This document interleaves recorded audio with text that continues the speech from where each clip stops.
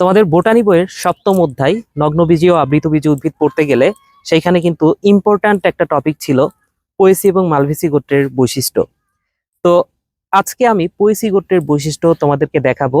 আমার সামনে দেখতে পাচ্ছ ভুট্টা গাছ আছে, এবং ভুট্টা গাছ এটা কিন্তু পোয়েসি গোত্রের একটা উদ্ভিদ।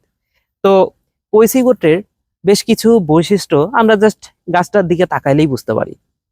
তো আমি সেই বৈশিষ্ট্যগুলো একটু তোমাদের সামনে উপস্থাপন করব। দেখো, ভুট্টা গাছ, তুমি যদি গাছটা দেখো তাইলে বুঝতে পারবো যে গাছটা দেখতে কিছুটা নলের মতো। তার মানে কি, কৈশি গোত্রের উদ্ভিদগুলা নলাকার।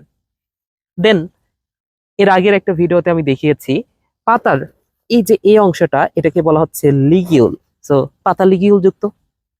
এবং এই যে এটা যদি পাতা হয়, পাতার নিচের দিকে এই অংশটা দেখো, আমি যদি একটু খোলার চেষ্টা করি এই অংশটা, তাহলে তোমরা ভালো মতো বুঝতে পারবা পাতার যে মূল, এটাকে বলা হচ্ছে পত্রমূল। এই পত্রমূলটা দেখো তো কাণ্ডটা বেষ্টন করে আছে। সো পত্রমূল কাণ্ড বেষ্টক। তো দেখো, বেশ কিছু বৈশিষ্ট্য কিন্তু আমরা গাছটার দিকে তাকাইলেই বুঝতে পারতেছি। এছাড়াও কিন্তু পোয়েসি গোত্রের আরো কিছু বৈশিষ্ট্য বলা যায়, যেমন ক্যারিওপসিস ফল, এরপরে স্পাইকলেট পুষ্পবিন্যাস, এরপরে অমরা বিন্যাস মূলীয় ধরনের। তো এই বৈশিষ্ট্যগুলো কিন্তু পোয়েসি গোত্রের বৈশিষ্ট্য। তো আজকের ভিডিওটা এখানে শেষ করছি। সবাই ভালো থাকো, সুস্থ থাকো, টাটা।